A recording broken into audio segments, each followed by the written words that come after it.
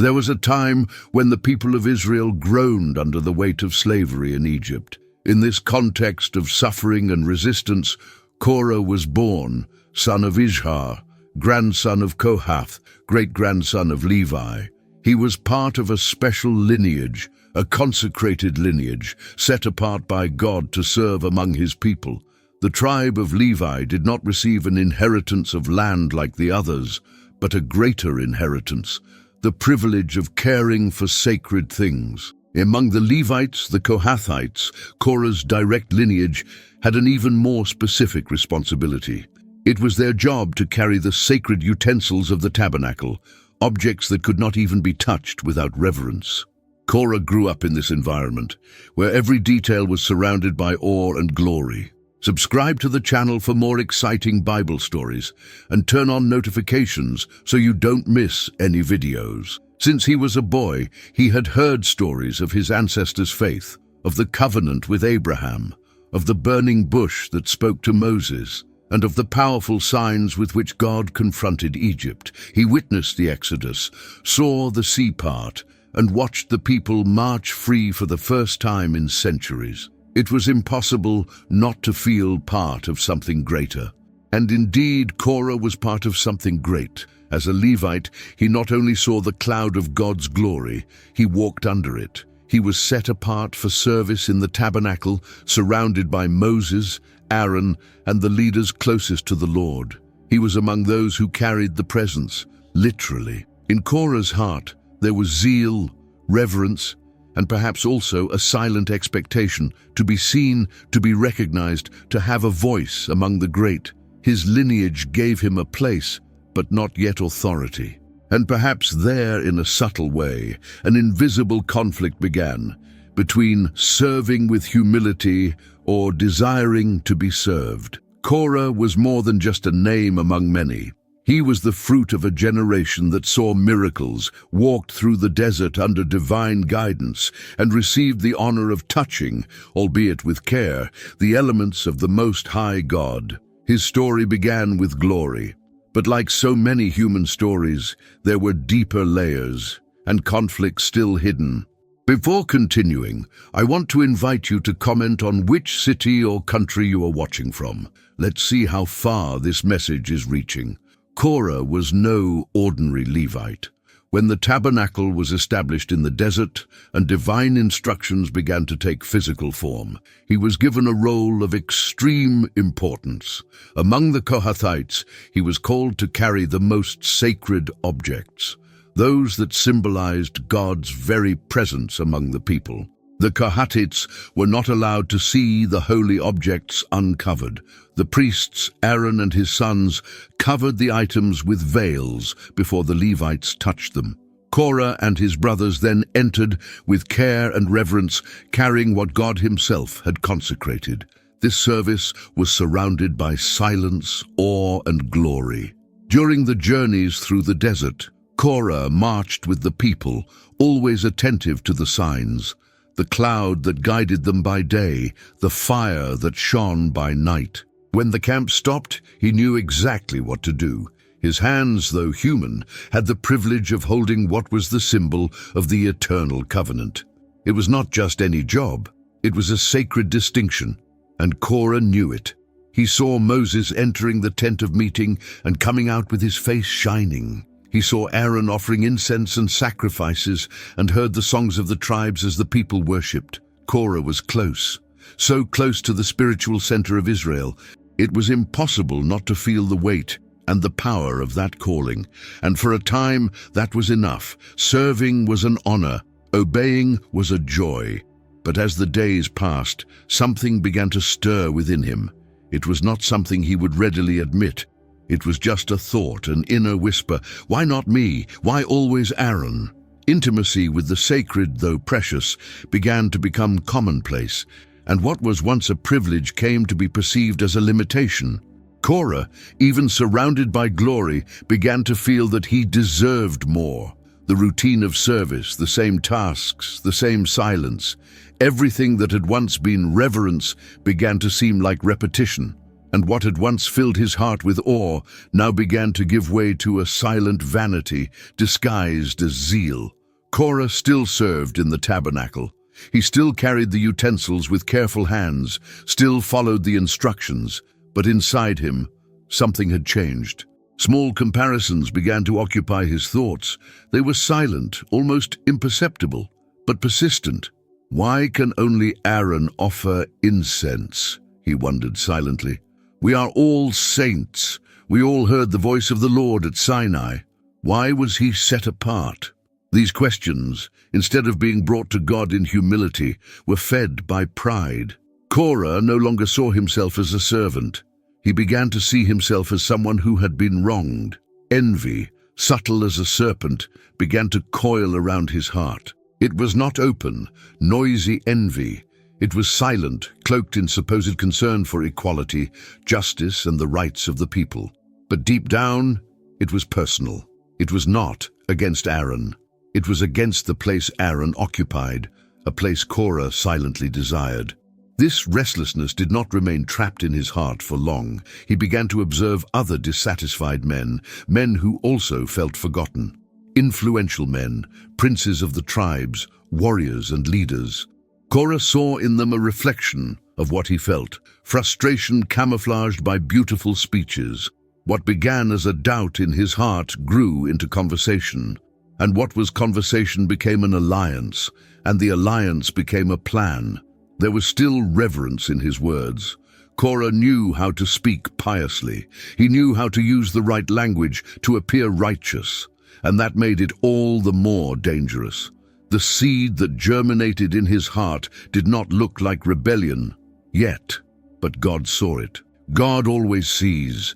While the people set up camp and the tribes organized themselves, Korah moved behind the scenes. He continued to serve, but no longer with purity. What was once worship now became a stage for his disguised ambition. And so, in the desert where so many learned to depend on God, Korah chose to feed his desire to be like God. He no longer wanted to just serve the altar. He wanted to occupy its center. If this content is touching your heart, you can support this project by donating any amount by clicking on the Thanks a Lot button. Your support helps me to continue telling these stories with dedication. Korah no longer walked alone in his restlessness. Around him, influential men began to gather, guided by the same dissatisfactions. Among them were Dathan and Abiram, sons of Eliab, of the tribe of Reuben, a tribe that had also lost prominence since the beginning of the journey through the desert. These men not only shared the same grievances, but also had memories of the past, when their families held important positions. Now they found themselves under the leadership of Moses and Aaron, men of the same flesh, but with exclusive authority. This bothered them. This united them. The alliance between Korah and these leaders was not built overnight. It was born of discreet conversations between tents, of exchanged glances at meetings, of whispers between daily tasks. The tone was always the same: concern for the people, questions about the centralization of power, veiled criticism of the leadership. But deep down, what united them was wounded pride. Soon, 250 men joined the cause. They were not just anyone. They were princes of the congregation, men of renown, recognized leaders among the tribes. The conspiracy ceased to be a personal concern and became a public threat. Korah was not just seeking a place alongside Aaron. Now he wanted to reform the order established by God. He believed that everyone could exercise the same authority, that the priesthood should not be restricted to one family. In his words, it sounded like equality, but in his heart, it was rebellion. The people, confused, began to listen to the arguments. Moses' authority, once unquestionable, was now being questioned. Voices were raised in favor of Korah. He knew how to speak. He knew how to convince. And once again, the desert became a scene of tension. There were no shouts yet. There were no weapons. But there was already war, a silent war fought behind the scenes of the camp, a war of influence, of words, of manipulation. And in it, Korah moved with skill. The conspiracy was ripe. What was once just a seed in the heart was now a movement, and when ambition finds support, the next step is inevitable: direct confrontation. The time had come when Korah could no longer hide what was in his heart. What was once a whisper among the tents now became a direct, open, bold confrontation. Gathered with the 250 men of renown, he stood before Moses and Aaron in the center of the camp. The people watched in silence. Korah's voice cut through the air. "Enough! The whole congregation is holy. All are set apart by the Lord. Why, then, do you exalt yourselves above the assembly of God?" The question seemed fair, almost noble, but it carried poison. It was more than a question. It was an accusation, and in the tone of his voice there was something he had hidden until then: indignation, resentment, desire for power. Moses heard and fell on his face. He did not respond with anger. He did not use his authority to defend himself. He recognized something deeper happening. He knew that this was not just a leadership crisis. It was a rebellion against the express will of God. With regret, Moses proposed a test. Each man would bring a censer the next day and place it before the Lord. God himself would show whom he had chosen. It would not be a battle of arguments, but of presence. And in the presence of God, no one can feign holiness. Korah agreed. Perhaps he believed that God would confirm his cause. Perhaps he was convinced that his zeal was legitimate. Or perhaps pride had already blinded his conscience, making him deaf even to mercy. The camp was divided. Some supported Moses, others murmured in favor of Korah. The tension grew, the people restless awaited the outcome. In the silence of that night, many slept without knowing that they were on the verge of divine judgment. Moses wept before God. Aaron remained silent, knowing that the incense, which should rise as a pleasant aroma, could become a sign of death. And as Korah prepared for the next day, something inside him had already been decided. He would not back down. Now his voice represented more than his own ambition.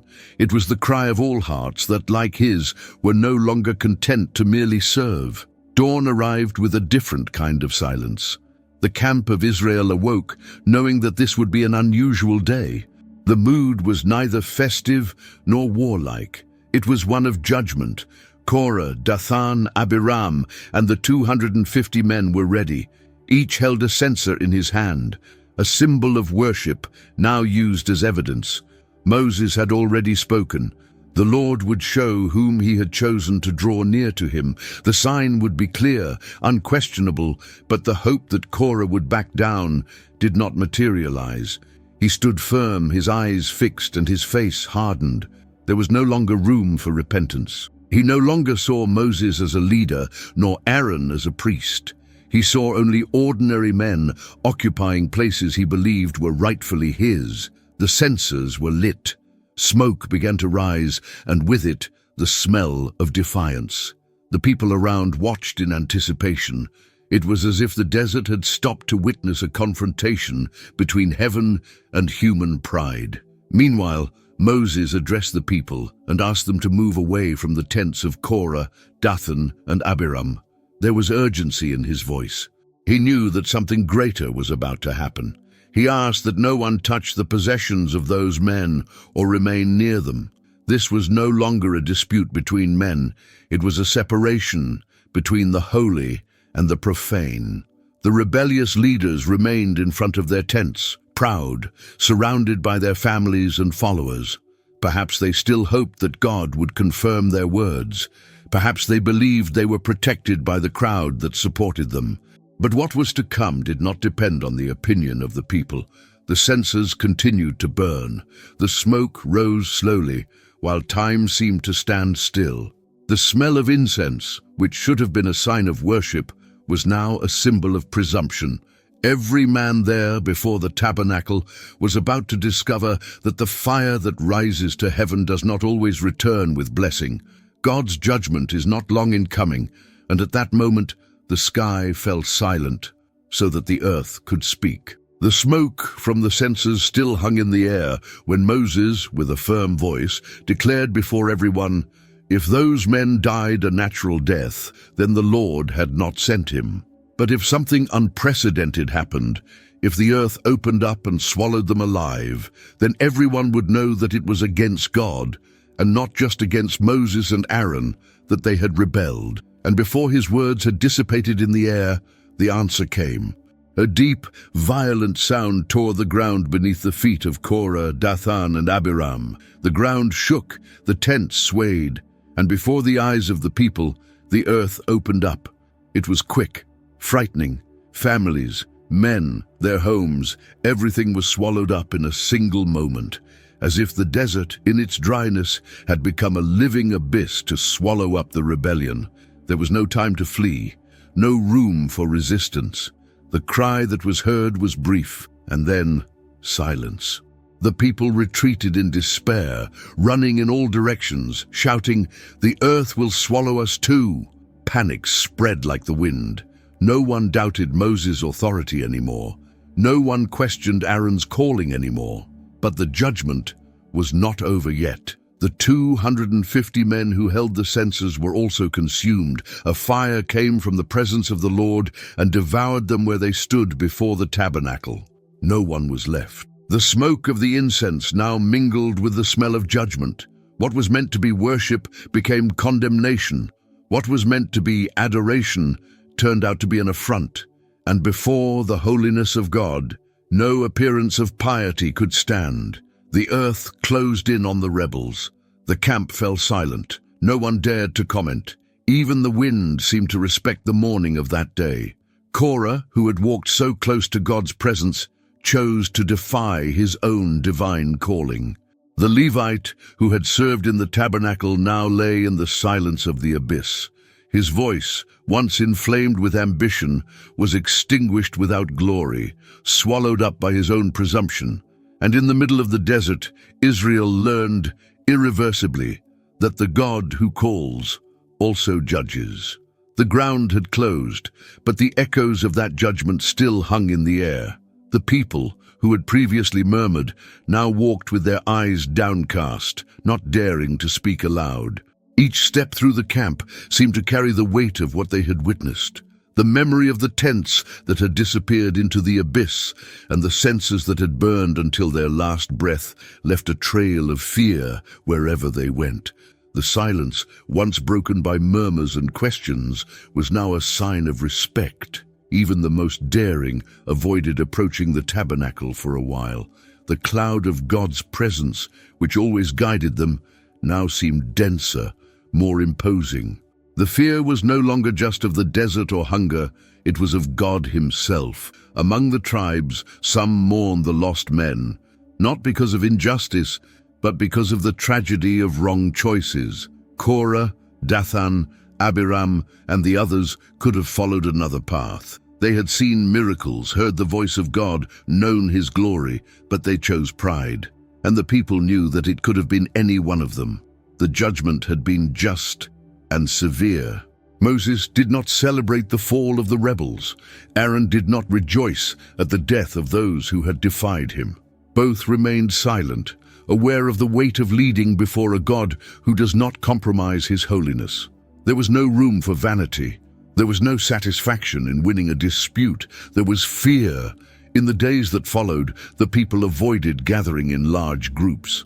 The looks between families were full of mistrust. The memory of the earth opening up was too vivid to be forgotten. And more than anything else, one lesson remained in Israel's mind. God does not share his glory with anyone. The sound of the abyss was not only physical, it reverberated in their hearts. And even without words, the people understood that the God who brought them out of Egypt was not only a deliverer, he was also a judge. Amid the fear, however, there was hope. The desert remained a path of promise. And even in the face of judgment, God's love had not been extinguished. He still guided. He still sustained. He still called. But now Israel walked more carefully and with much more fear. Even when the earth swallowed the rebels, not everything was swallowed. A silent but deeply revealing detail was marked in history. The sons of Korah did not perish. They were not beside their father at the moment of judgment. They did not follow his rebellion, and for some reason, they remained alive. Perhaps they heard Moses' pleas. Perhaps they felt deep down that their father's path was not God's path. Perhaps, even though they loved Korah, they chose not to follow in his footsteps, and that choice saved them. Nothing more was said about them at that moment, only the silence of those who survived a tragedy. They lived in the shadow of their father's name, a name associated with rebellion, the abyss, pain, but they did not carry his guilt. And God, who sees the hearts, preserved their history. Years later, when Israel finally entered Canaan and times changed, the descendants of Korah reappeared, but not as rebels. They emerged as faithful Levites, singers, guardians of worship. They were men who transformed the memory of the abyss into a song of reverence. Many psalms were composed by the sons of Korah, poems of deep devotion, humility, and thirst for God. Among these psalms echoed the pain of those who knew judgment, but also the grace of those who were spared. There was no vanity in their words, nor pride in their melodies. There was fear, there was gratitude. The story of Korah ended in the earth that opened up, but his lineage did not end there. God, in his justice, did not wipe out the innocent with the guilty. He preserved the children. He preserved hope, and so, throughout the generations, the children of Korah became a living testimony that it is possible to break the curse, choose another path, and rewrite one's own heritage. They proved that not every legacy needs to be repeated, and that even the children of rebellion can become voices of worship. Korah's name was still remembered with fear, but the psalms of his children echoed another message: the faithfulness of God, who even in the midst of judgment leaves a door open for redemption. Korah's story began among the Levites, among those chosen to serve near the sacred. He saw miracles, walked under the cloud of glory, held consecrated objects in his hands, and lived side by side with the greatest spiritual leaders of his generation. But even so, he fell, and he fell tragically. Not for lack of gifts, nor for lack of opportunities, but because he allowed silent pride to take root in his heart. Korah did not rebel overnight. His decline began slowly, with comparisons, dissatisfactions, desires disguised as zeal, until one day he was no longer serving God but himself. His fall is a solemn warning to all who serve in the kingdom. It is not enough to be close to holy things. It is not enough to play a visible role. What defines a faithful servant is not the role, but the heart with which it is exercised. Korah teaches us that it is possible to be in the right place with the wrong heart. That service can become a stage for ambition, and that pride, when left unchecked, turns worship into affront. But the story also points to grace. Korah's sons were not swallowed up. They chose fear. And years later, their descendants became authors of psalms that exalt God's presence. This shows us that we are not bound to the history of those who came before us. We can choose a new path. The story of Korah leaves us with profound and inescapable lessons. It shows us that proximity to the sacred in itself does not guarantee a heart aligned with God. Being close to holy things requires constant vigilance of the soul, a daily cultivation of humility. Because pride can disguise itself as zeal, a sense of justice, a desire for equality, but in its essence, it corrupts and leads to ruin. Serving the Lord is an honor that must be accompanied by purity of heart. The position we hold, the recognition we receive, or the visibility of our service will never be more valuable than the inner integrity with which we do each thing. God is not impressed by the appearance of holiness. He sees beyond beautiful words and apparent good intentions. He discerns the deepest motivations, those that no one else perceives. And there is still a comforting truth. We are not condemned by the mistakes of our parents or those who came before us. The story of Korah's sons shows us that it is possible to break the cycle of rebellion and build a new heritage, marked by faithfulness, reverence, and sincere worship. The past can be heavy, but grace allows for new beginnings. Therefore, in practical Christian life, we are called to regularly examine the motivations of our hearts. We must serve not out of ambition or competition, but out of love. It is essential to flee from comparison and spiritual envy. Every calling has its value before God. We will not always be at the center. We will not always be seen, but that does not diminish the importance of what we do. Value the place where God has put you. Even if it seems small or invisible, that is where He wants you, and that is where His glory can be manifested through your faithfulness. And if at any time your heart wants to rise up against those whom God has placed as spiritual authority, remember, rebellion is often a symptom of resistance to God Himself. Finally, always choose the path of humility. God honors those who humble themselves before Him. He exalts the broken-hearted and sustains those who serve with reverence, even when far from human eyes. This is true greatness in the kingdom. If you enjoyed the story of Korah and want to continue following other stories of faith and overcoming, be sure to like this video and share it with those you love. And of course, subscribe to the channel so you don't miss any new content. Together, let's explore more powerful lessons from the Bible.